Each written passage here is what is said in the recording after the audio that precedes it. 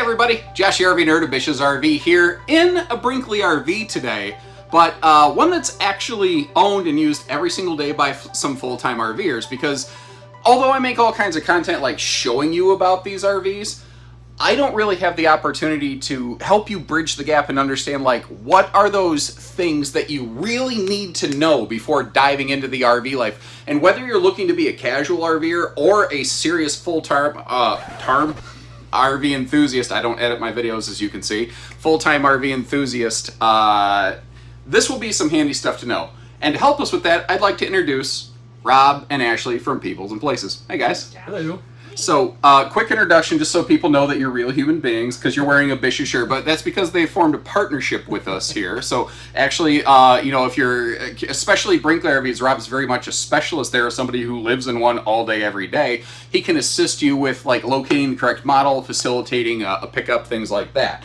But, how long have you been doing this, first of all? 4.5 years. Yeah. Yeah. 4.5 years. I think we started, what, in 2021? Yeah. March of 2021. On the road full time? Yeah. Yep. Okay. So you're living about the thing that I talk about. Yeah. I have an idea, but you have actual practical application. Yeah. Okay. I want, yeah. So that laugh right there says, buddy, if you only knew. So Yeah. that's exactly that little, oh, if you only knew. That's what I want to talk about today.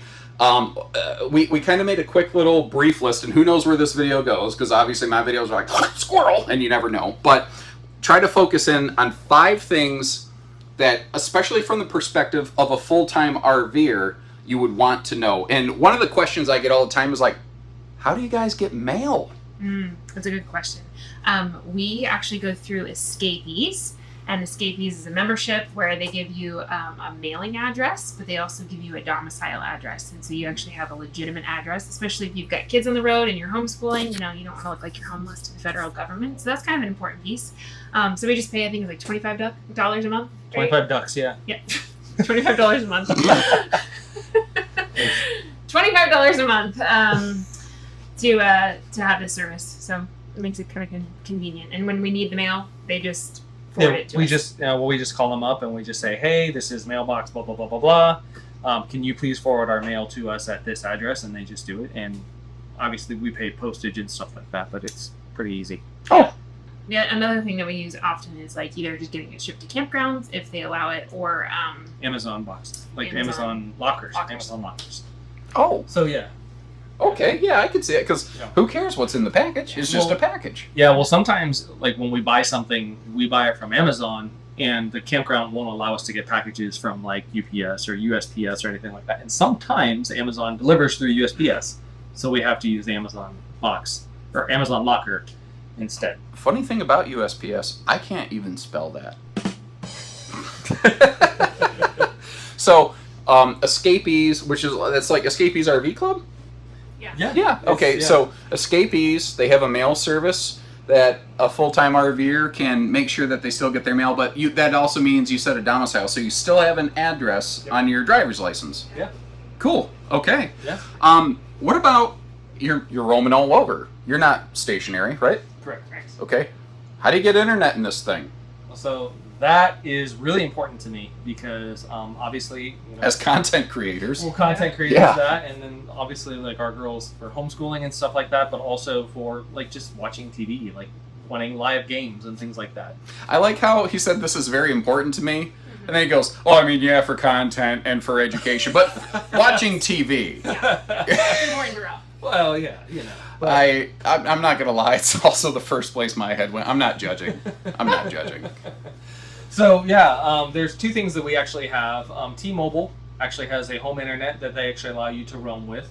They were going to cut it off, but then they realized how many people they were going to. I'm glad you said that, because for those who don't know, that was like a big scandal, right? Mm-hmm. T-Mobile sold their mobile home internet service, which is cellular based, specifically to RVers, saying it's okay if you move it around. And then all of a sudden they said, yeah, but technically that violates their terms of service, and now you have to pay us lots more money. Mm-hmm. And I didn't know they doubled back. I think that was probably a good decision for them. Good job, T-Mobile. Send me some money. No. They were probably going to lose a ton of money from like people just leaving. You know, we actually looked at some other options and stuff, but honestly, like T-Mobile Home was like the best for us. We have T-Mobile service for our phones. So Okay. It's Maybe like $30. $35 a month for us for internet, and it's blazing fast as long as T-Mobile's available. And then when that doesn't work, then we use Starlink. Okay, I was just gonna say, what if I'm in the middle of nowhere or something like that? Okay. So our backup is Starlink, which obviously works everywhere throughout the U.S. And you probably have my understanding, but maybe your experience helps. My understanding is they tend to work better where the other one doesn't work. So they pick up each other's weak points. Because like where you have a lot of people, you tend to have good cellular coverage. But when you're in the sticks and cellular sucks, that's actually where Starlink is better? Yes. Perfect. Awesome. Avoid the trees. Yeah, because that's the trick with Starlink. If you didn't know, it's satellite-based. It requires seeing the sky. So if you have tree coverage, you don't have internet coverage, basically. I think it's also worth notating that if you do have T-Mobile on your phone, then they have like the satellite. Yeah, they're actually linking up with Starlink now. Oh, wow. So on your... That's perfect for you guys. So we're currently in like beta testing mode and everything like that. So as long as your phone can see the sky, you have the ability to at least make a text or send a text or make a phone call, which will eventually lead into you'll eventually have data. And they're just testing that. But man, exclusive with T-Mobile. Some of those long stretches of road, you have a really bad, massive, catastrophic flat tire situation. Being able to still make a contact and like get unstranded, that's a real thing. Yeah. Because I can imagine like some of those like long desert roads being stranded there, and you got your 3 girls in the back of the truck, and holy crap, Martha, what do we do now? You know. Yeah. Speaking of, you got a family of 5. Yep. Okay, I know that in my household of 3 people, I know how much laundry we generate, and it takes a real man to handle that kind of laundry, and that man is my wife. Thank you, babe. Love you. But that's just 3 of us. You got 5 bodies, and then of course Tino. Yes. You got look at him shaking. He's like, I was sleeping. Go back to sleep. He was napping on your lap this whole time. Yeah. Well, how do you handle all that laundry in this thing? Well, so before she starts, let me just say that I'm the one that does the laundry, only because I have not shown her how to use the washer dryer. That sounds like a thing you should continue to allow happen, Ashley. He wants to do it. Yeah. Long story short, but like you can say. So we've had ventless in the back of our toy hauler before. Ventless washer dryer. Yes. Yeah. And then we've had vented. And we thought for the longest time that we liked ventless, and now we figured out actually vented is the way to go, I think. Well, why is that? So with the ventless, it just seemed like everything came out wrinkled and then slightly damp. So like once you spread it out and put it out, it would evaporate. But honestly, it just you gotta drain it in a bowl. I'd have to drain it time, or if you forgot to open the gray tank, it would flood. Oh. We've had a few floods over the years. And so it's been great. We've had this one since I think it was January. Mm-hmm. We got put in. Yep. The vented method? Yeah, so it's a vented combo. Just feels like and it is a combo and it's working well for you. Yep. Okay, because I don't have personal experience with these things. But what I hear a lot from the audience here is that if you're going to do it, go full stackable separate units. But with family of 5, you're doing good with a combo. What unit do you have? Let's share that. It's one of the Splendid. I think it's like the XC220E or something. Some string of numbers, but a Splendid variety is working well for you. It's the largest one that Splendid makes. Okay. For the combo unit, it handles quite a bit of clothes. Honestly, it really does. Now, quick pro tip, something that with my years of experience, I've seen people go down the rabbit hole.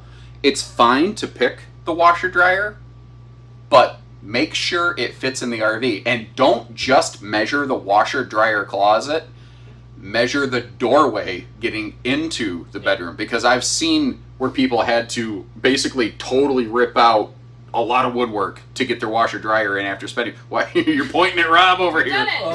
So the very first time that we had the washer dryer, my dad and I literally had to grease up the sides of the doorways with olive oil to get it to slip. No, you didn't. Yes, we He's did. even had to take off trim on the outside of the. I've had to take off trim. I've had to take off all sorts of stuff. So, but that's why we have the Splendid, is because our one that we had in our Fusion would not fit through the door. Usually there's like a little lip that like it goes into, right? Just make sure that you hook up the appropriate things before you put the washer dryer unit in. because we had to take the whole thing out again. So just like little dumb things that we've learned along the way, I think. That was a groan that says, "Ask me how I know." Yeah. But I think, like the all-in-one, we just like it because it saves space. When you're a full-time RVer, space is definitely something that you're wanting. Yeah, and specifically in the 3950, 3970, well, any of the Brinkley Model Gs, or even a regular Brinkley, right? You have the storage above, and that storage is valuable. Storage is so valuable when you're full-time, so. Well, I know that I've done this for a lot of years, and I don't know that I've ever had somebody trade in an RV because A, it just has too much countertop space. And B, I just can't fill all those cabinets. I've never heard somebody trade in an RV because of either of those things. So, No. yeah. Talk to me a little bit, like when you're a casual RVer like me, and I go out for a little bit of a weekend, I think more of a daily driver type vehicle sort of suits me fine. I pair the RV to go up with that. Oh, someone's phone's going off. Make sure you answer your drug deal there, guys. Anyway, while Ashley's doing that, I told you I don't edit my videos. So a reminder to post on Peoples and Places. Oh, just in case you're wondering, Peoples and Places on Instagram and their website, peoplesandplaces.com. Yep. Beautiful. Sorry, back to the topic at hand. A casual RVer like me who goes out a couple times a year, I'm not spending a ton of time on the road, so I'm not putting massive wear and tear on the vehicle. Like we talk a lot about the RV, but you're different. You're doing this all the time. What do you recommend for somebody who's thinking about this, whether it's casual or full-time? How do you recommend looking at figuring out a vehicle for this? Yeah, so my recommendation, and I tell this to people all the time, is find the RV that you want first. Oh, preach. Yeah. I agree so much. Because then you can always get the truck that is right for your RV. But if you buy the truck before you buy your RV, then you're stuck in the box of like, well, this is what I can haul, but this is what I want.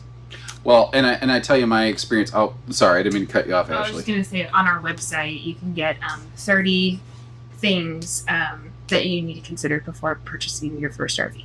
So if you want to grab that, it's totally free on our website. So we're giving you a taste test today, but they've got the main course right on their website.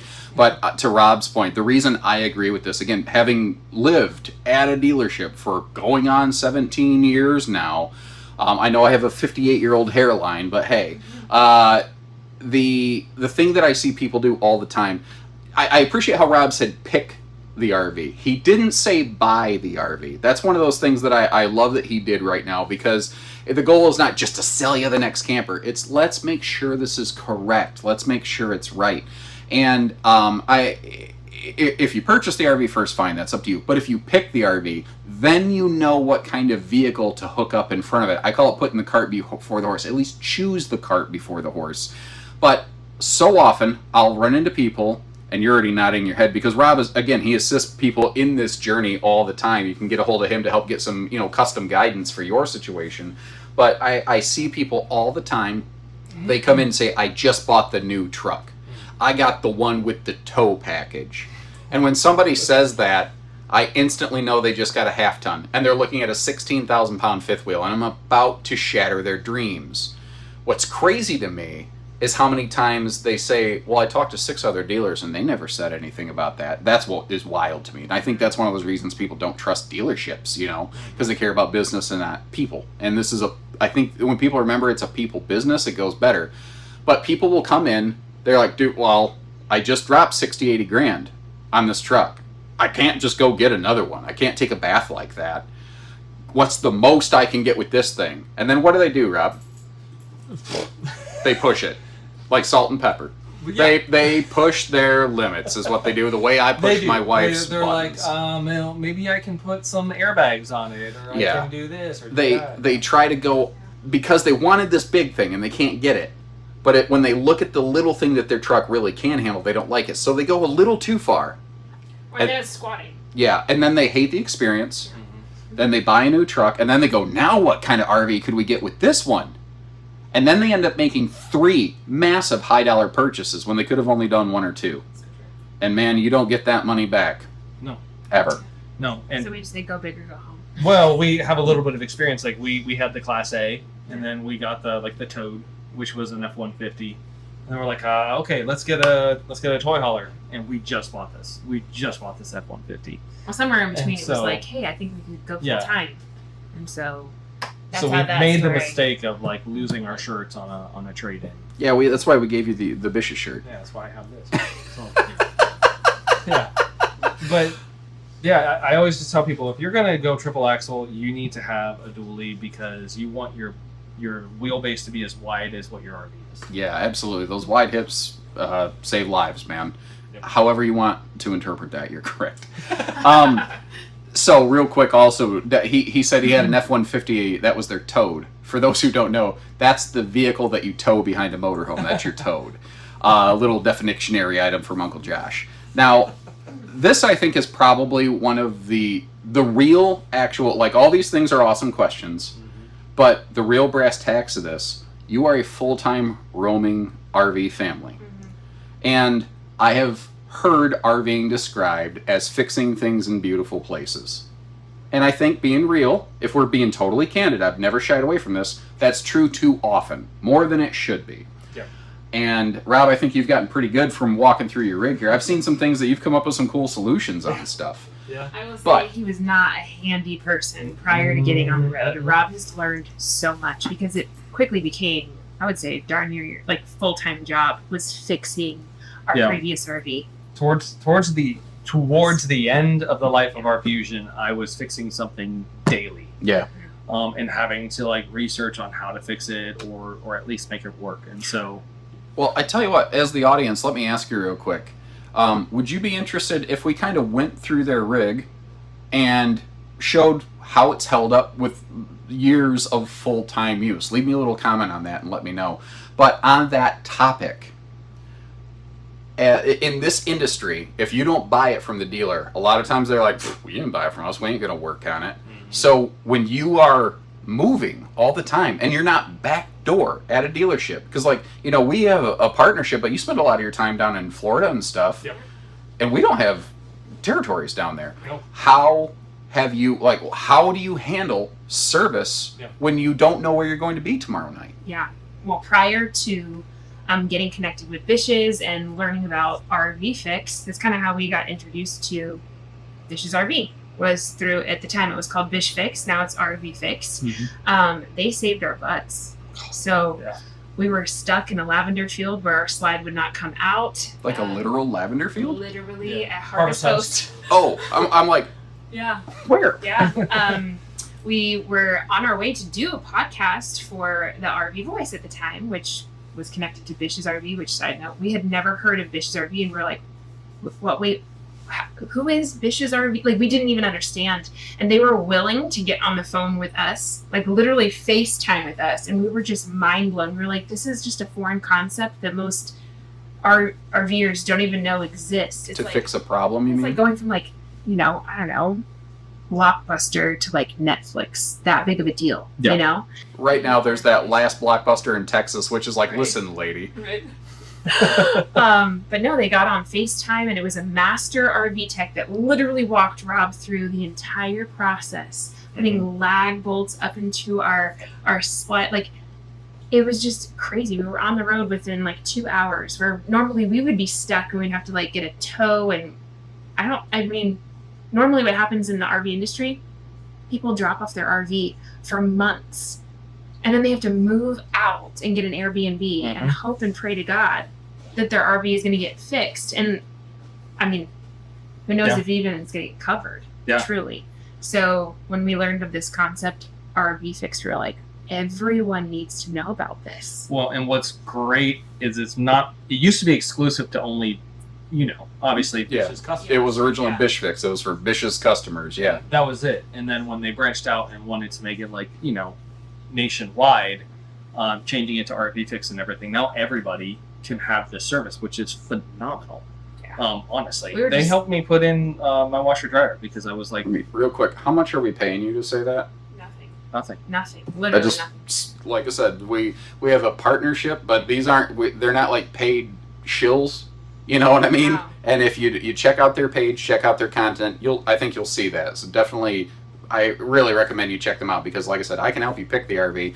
They can help you understand how to use it better and avoid those expensive mistakes. Yeah. I mean, we've had so many friends that had to literally move out of their RV in order to get like their RV fixed, and that's their home. You know, a lot of them. Yeah. We travel full time. We meet a lot of people. What do you think? Do you have an opinion or any experience with there are like service contract groups? Do you have any experience with that? Do you have an opinion on that, or friends that have? We've had some friends that have had service contracts, and honestly, they end up, closing it out early and getting their money back. Okay.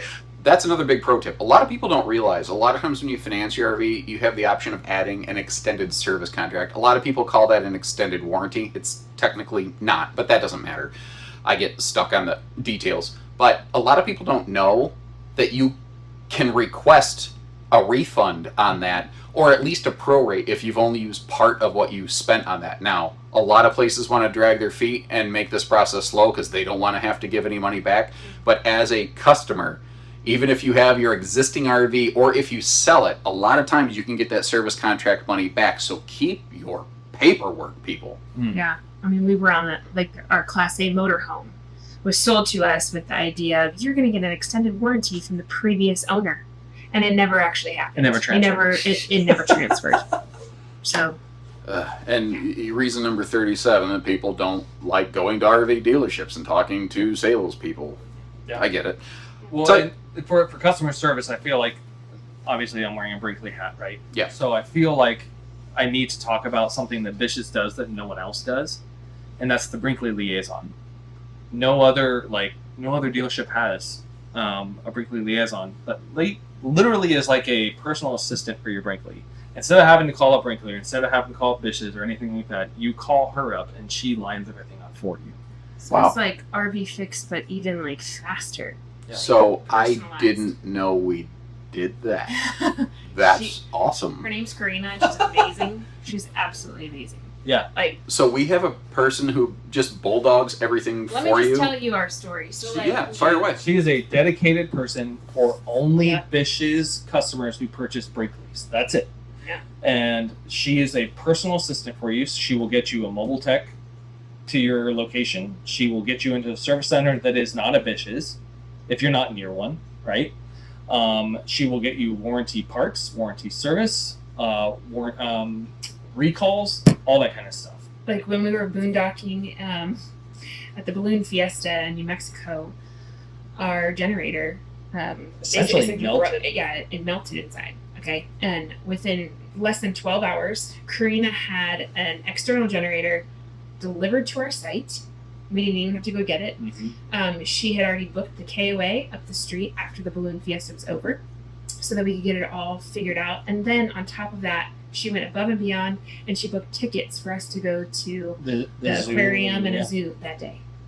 Like, that's all through Bish's. Yeah. It's above and beyond. I'm like, I did not. I had no clue we were even It doing has this. Yeah. nothing to do with Brinkley. Brinkley has amazing customer service as well.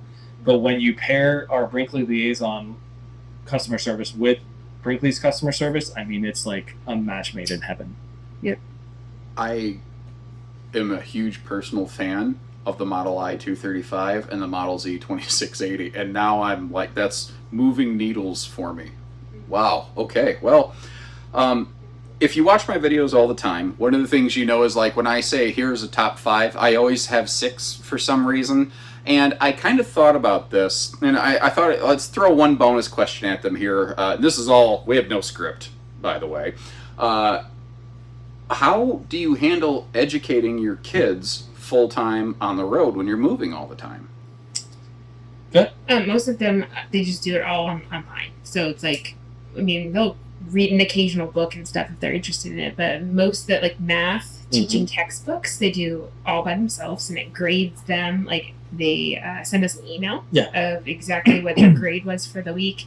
Then we do night zookeeper for language arts, and then what we like to we started doing all this curriculum and realized our kids are literally like learning at national parks, at museums, at aquariums, and so like we really hone in on math and language arts, and from there they're learning everything else. And so we'll watch like we just got the YouTube like History Vault, and so it's an app that you can get from the Roku TV basically, and it has all this history that unlocks everything that they've done. So we did like in 2023, we went up the East Coast and we did like Colonial Williamsburg and Jamestown, Boston. and we did Boston for the 4th of July and the Freedom Trail, and there was Plymouth Rock, and so our girls are getting to like literally learn history, like Experience it almost firsthand, as close as you can. Now, whether or not they remember it, I don't remember what I had for breakfast, bro. right? exactly. So, But I think your kids are smarter than but I think the point of like doing this history vault is to try to help them remember like these are the things that you remembered in Boston and Jamestown and all these things, and so like hopefully it all pieces it together so that they understand that. Oh, well, guys, thank you. And once again, wanted to break away from just showing you another RV today. Doing something a little bit different, bringing you a different kind of content, and learning more about the entire RV lifestyle. And I think that they shared some things here that whether you are like, hey, we're thinking about selling the brick and mortar and going full time, or we are, we're thinking about just camping a little bit. I think that they've given us some things to kind of think about here. So thank you, Mr. Rob. Thanks, Miss Ashley. I was going to add one more thing. If you do go to our website and the very front page, you scroll all the way to the bottom, it's another free ebook that you can download, and it's 100 Things I Wish I Knew Before Going on the Road Full Time. That's If that's you. okay. So once again, we're giving you the first taste here, and then you're gonna get the whole main for free. You don't have to pay to get their special secret course or anything like that. Nope. We'll do a newsletter once a month, and just share like our updates and what we've done and fun things to do around the country and RV tips and products that we love. And then we mainly post on Instagram for the most part, but we do post on YouTube, TikTok, and Facebook. Awesome. Well, once again, Rob, Ashley, thank you very much. Everybody, make sure again, go down in the video description, open that sucker up, check out their links, go visit their stuff, follow along with them. Because I might help you find an RV that you like, but they are going to give you that extra information to learn those extra kind of camping hacks before you have to learn them through hard-nosed experience. So until next time, take care, stay safe, have fun, and happy camping, everyone.